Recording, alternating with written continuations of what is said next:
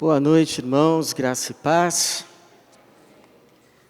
Queria que você abrisse a sua Bíblia em Romanos 8, versículo 32. Romanos 8, 32. Na verdade, a gente só vai começar nesse versículo, mas vamos iniciar por meio dele, ou seja, não vamos ficar só nele. Mas Romanos 8, 32. Diz assim: aquele que não poupou nem o próprio filho, mas, pelo contrário, o entregou por todos nós, como não nos dará também com ele todas as coisas? Obrigado, Senhor, por essa reunião, pela Tua presença aqui, e pedimos a Tua graça, Teu Espírito Santo, falando e ministrando ao nosso coração o ensino desta noite, para edificação do Teu povo e conhecimento, assim, da Tua palavra, em nome de Jesus. Amém.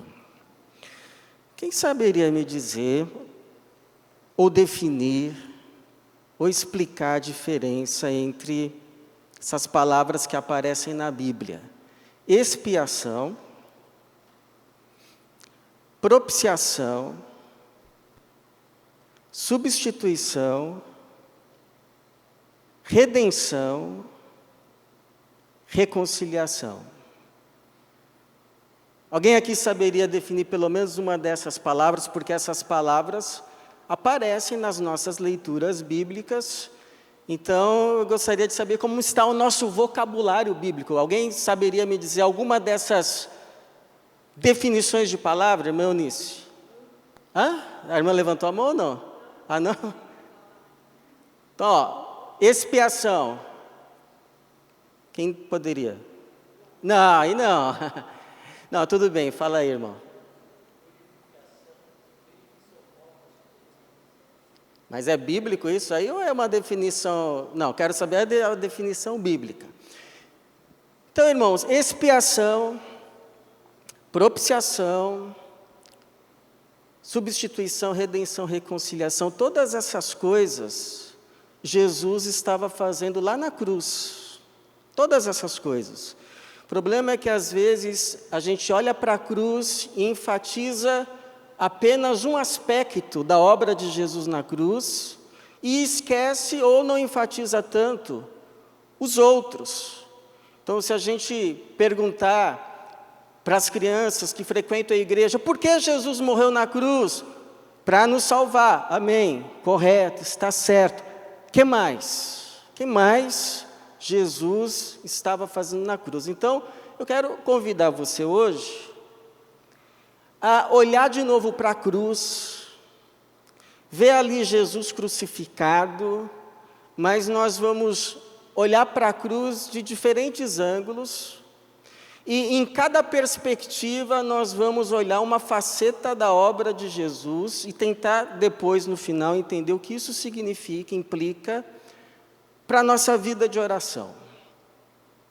Qual é a implicação do que Jesus fez na cruz para a nossa vida de oração? Então, primeiro, expiação. Expiação no Antigo Testamento significa cobrir. A ideia era que o sangue do sacrifício cobria os pecados. Depois o autor de Hebreus vai falar que na verdade era só uma simbologia, que aquele sangue não cobria nada. O sangue que cobriu foi o sangue de Cristo. Como assim? Então, por exemplo, hoje a gente diz: fulano cobriu a minha dívida. O que isso significa? Eu tinha uma dívida, talvez não pudesse pagar, e o fulano, por mim, foi lá e cobriu a dívida. O que ele fez? Pagou a dívida. Então, lá na cruz, o sangue de Jesus cobriu a nossa dívida. Porque quando a gente peca, a gente transgride uma lei, a lei de Deus. E ao transgredir esta lei, nós ficamos endividados para com Deus. Mesma coisa, quando você transgride uma lei de trânsito, depois vai chegar na sua casa, se o radar te pegou, o quê? Uma multa.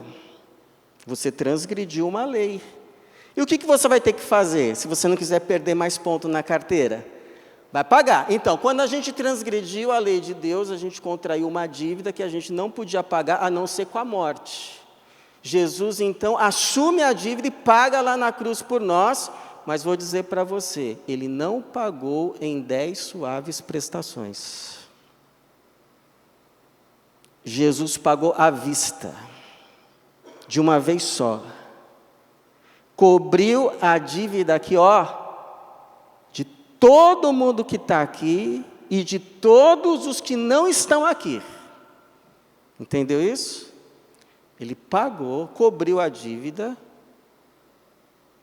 de todo mundo que está aqui e de todos os que não estão. Está tudo pago, num pagamento único, suficiente e definitivo. Foi de uma vez por todas. Está pago. Está consumado. Tetelestai. Propiciação. Se a expiação é o pagamento de uma transgressão à lei divina, a propiciação é um pagamento à ofensa.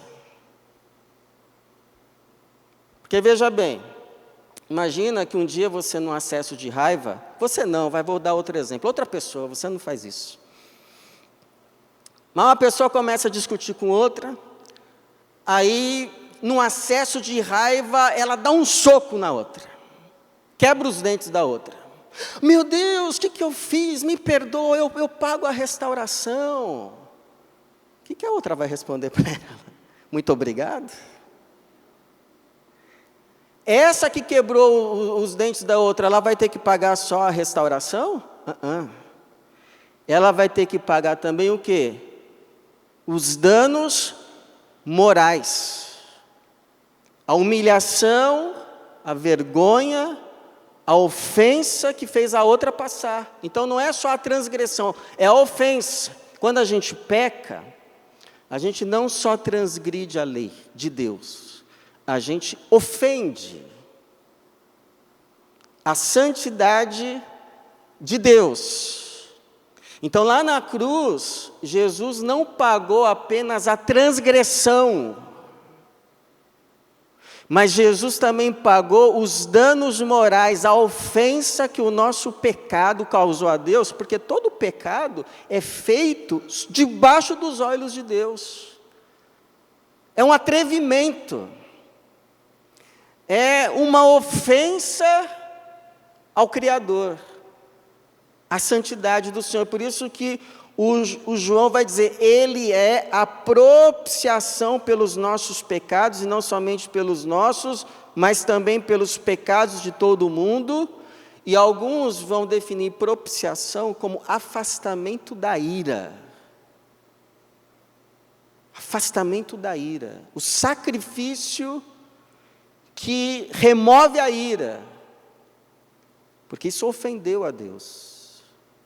E o Paulo vai dizer que por causa de Jesus Cristo, Romanos 5,9, nós seremos salvos da ira. Então Jesus pagou a transgressão e a ofensa. Ele foi o sacrifício perfeito. Pagou tudo. Agora, foi Jesus que transgrediu a lei de Deus? Foi Jesus que ofendeu a santidade de Deus? De forma alguma, ele só agradou a Deus o tempo todo, tanto é que Deus fala a respeito dele, esse é o meu filho amado, em quem me comprazo, eu só tenho prazer com esse filho, nunca passei nervoso com esse filho, nunca um ato dele me ofendeu, só me honrou. Quem transgrediu a lei de Deus, quem ofendeu a santidade de Deus, fomos nós. Quem deveria, então, estar na cruz, quem deveria morrer, éramos nós. Mas assim como o cordeiro substituiu Isaac, Jesus nos substituiu na cruz. Então Jesus estava fazendo também ali Substituição. Ele tomou sobre si os nossos pecados e imputou sobre nós a sua justiça. Ele assumiu a nossa condenação e nos concedeu a sua salvação. Ele assumiu a nossa morte para que a gente pudesse experimentar e viver a sua vida. Louvado seja Jesus. Para a gente entender melhor, é como se fosse assim: tem uma fila para entrar no céu, e 4.493 pessoas vão entrar. Aí você olha assim para o seu número, é 4.494. Está fora. Aí você olha lá para o começo da fila, em primeirão, quem está lá em primeiro lugar para entrar? Jesus. Jesus é o primeirão. E aí ele olha assim para você, lá no último 494, e começa a fazer assim, ó. Aí você até olha para trás.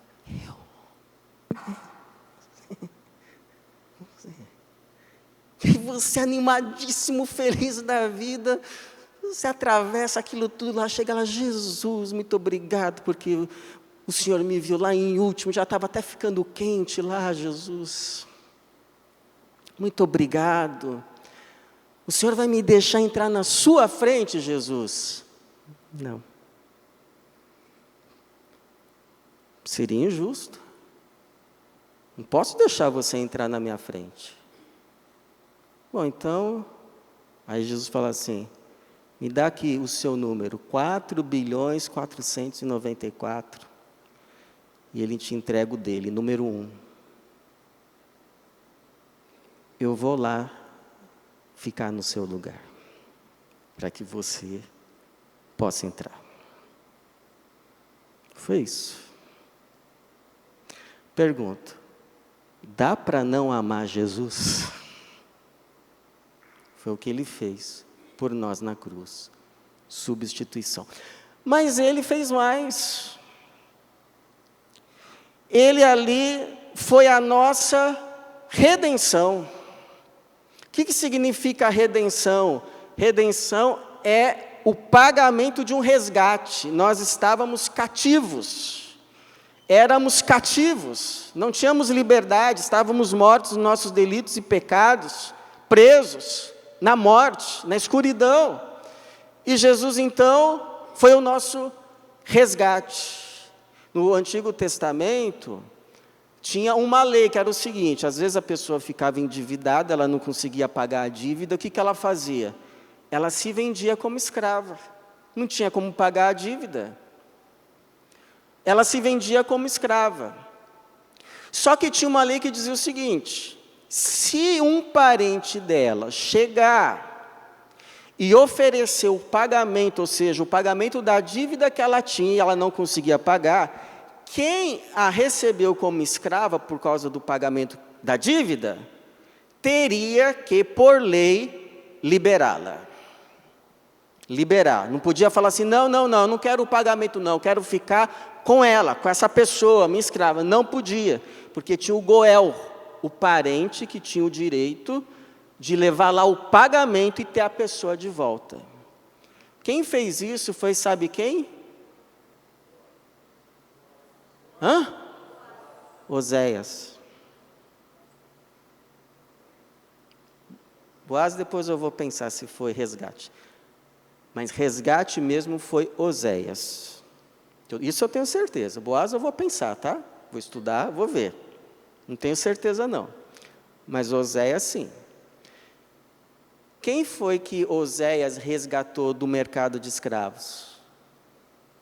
A própria esposa, a Gomer, que o traiu, o abandonou, foi atrás dos seus amantes, por causa dos presentes que os amantes davam para ela. Só que depois os amantes mandaram ela embora, não queria mais saber dela. E ela foi parar, sabe onde? Num mercado de escravos.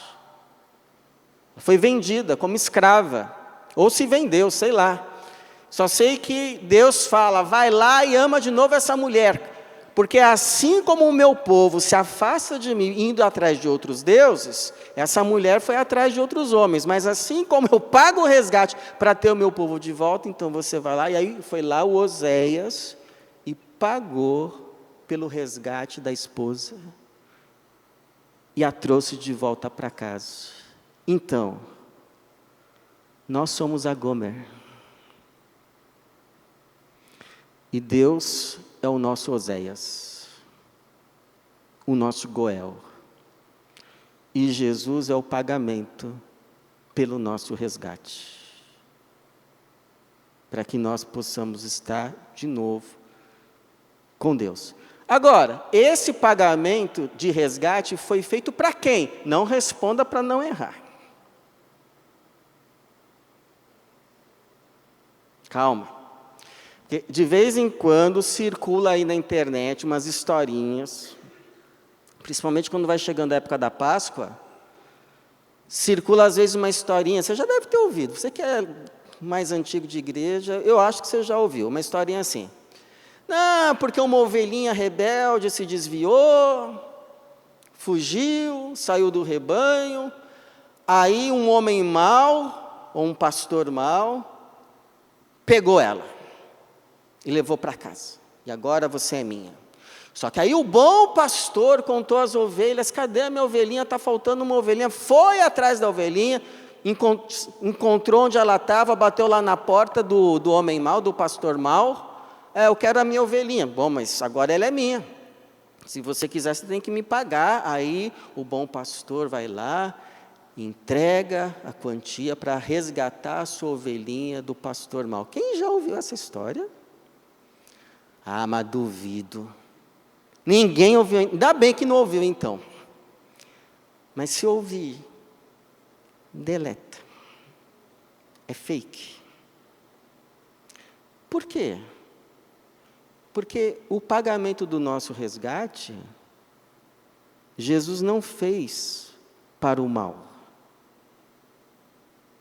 O pagamento do nosso resgate, Jesus fez para a justiça divina. O diabo não é dono de nada. Não. O pagamento pelo resgate do pecador é feito para Deus. O pecador ofendeu a lei de Deus. Ficou endividado para com Deus. A diferença é que é o próprio Deus que providencia o pagamento pelo resgate. O próprio Deus. Você está devendo para mim, mas eu mesmo vou providenciar o pagamento para te liberar da dívida. Por que eu falo isso? Porque em outras religiões também tem essa ideia de pagamento por um resgate, mas é para uma divindade arbitrária. Quem faz o pagamento nunca fica sabendo se a divindade ficou satisfeita ou não, e a pessoa que faz o pagamento. No caso do Evangelho, não é nada disso. É o próprio Deus que oferece o pagamento que satisfaz completamente a justiça. E Jesus, na cruz, operou reconciliação, porque quando a gente pecou, quando o Adão pecou, o pecado se entrepôs entre nós e Deus, entre nós e os outros, entre nós e a natureza, a criação. E lá na cruz, a Bíblia diz que Jesus não reconciliou apenas a nós com Deus, mas que Jesus reconciliou todas as coisas que estão no céu e na terra. Até a criação, a natureza. Por exemplo, Colossenses 1:20, havendo feito a paz pelo sangue da sua cruz, por meio dele reconciliasse consigo mesmo todas as coisas, tanto as que estão na terra como as que estão no céu. Lá na cruz, ele não apenas reconciliou a nós com Deus, mas nos reconciliou com os homens, com as pessoas. Por isso que a vida cristã é de fato uma cruz. O nosso relacionamento acertado agora com Deus e acertado agora uns com os outros. Efésios 2,16. Pois ele é a nossa paz, de ambos os povos fez um só, e derrubando a parede da separação em seu corpo, desfez a inimizade pela cruz, reconciliou ambos com Deus em um só corpo, tendo por ela destruído a inimizade. E claro, nos reconciliou também com Deus. Romanos 5,10. Porque se nós, quando éramos inimigos, fomos reconciliados com Deus pela morte de seu Filho, muito mais, estando já reconciliados, seremos salvos pela sua vida. O que aconteceu quando Jesus morreu na cruz, lá no templo? O véu se rasgou de alto a baixo, mostrando que agora o acesso a Deus, por meio de Jesus, estava liberado. Entre nós e Deus agora não está o pecado que nos separa, mas Jesus que nos reconcilia, nos une. Por isso, Ele é o nosso acesso até Deus, um novo e vivo caminho. E Paulo vai dizer, porque existe só um Deus e um só mediador entre Deus e os homens, Jesus Cristo, homem. Bom, o que isso tem a ver com a nossa vida de oração? Tem a ver que agora a gente pode acessar a Deus no nome de Jesus.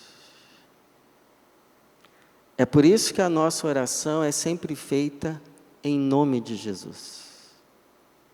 Se alguém um dia te perguntar, por que vocês oram, no final vocês dizem em nome de Jesus? Porque é no nome dele que nós temos acesso a Deus. É por causa de quem ele foi, do que ele fez, que nós podemos agora, olha que privilégio. Às vezes a gente não consegue falar com uma pessoa que se acha importante, mas por meio de Jesus a gente fala com Deus. Com Deus. Ele é o acesso pelo qual temos a Deus, é por isso que ele diz, para nós orarmos no nome dele. Ele diz, João 16, 24, até agora nada pediste em meu nome, pedi, e recebereis, para que a vossa alegria seja completa. Então pede em nome de Jesus. E segundo, irmãos, quando a gente ora, a gente pode ter duas confianças. Primeira, que Deus sempre é empático a nós. Não importa quando, não importa o que tenha acontecido, Deus é sempre empático a nós. Sempre. Sempre. Deus nunca está de cara feia para nós. Então, o dia que você for orar e vier uma voz assim, ó, vai não que Deus está uma fera com você. Vai não que Deus está bravo. Mentira. Porque a ira de Deus já não é mais para nós. Jesus já a afastou. Deus pode estar triste comigo, Deus pode estar triste com você. Isso sim, triste. Irado? Não. Porque a ira, Jesus já propiciou. Então vá a Deus, porque Ele vai te receber como o pai do filho pródigo. E a segunda certeza que a gente tem é que quando a gente vai a Deus e a gente entrega a Ele o nosso pedido, se esse pedido for de fato para o nosso bem, se for segundo a sua vontade, e a sua vontade é o quê? O nosso bem, nós já o recebemos. Porque Jesus disse assim, qual é o pai? Me digam. Qual que é o pai que se o filho pedir um pedaço de pão vai dar uma pedra? Qual é o pai que se o filho pedir, pai, estou com fome, me dá um peixe, vai dar uma serpente? Ora, se vós sois maus e sabeis dar boas coisas aos vossos filhos, quanto mais o vosso Pai Celestial, que está no céu, vai dar coisas boas aqueles que o pedirem. Então, irmãos, é nesse espírito que a gente vai orar agora. Sabendo porque podemos ter acesso a Deus. E isso não é qualquer coisa. Olha toda a obra que Jesus teve que realizar na cruz para termos esse acesso. Em nome de quem? E que confiança podemos ter ao nos achegarmos a Deus? Vamos nos achegar a um Pai amoroso, acolhedor, e que não vai negar nenhum pedido para o nosso bem. Nenhum. É como diz o Paulo em Romanos 8,32. Aquele que não poupou nem o próprio Filho, mas pelo contrário, o entregou por todos nós, como não nos dará também com Ele todas as coisas? Amém?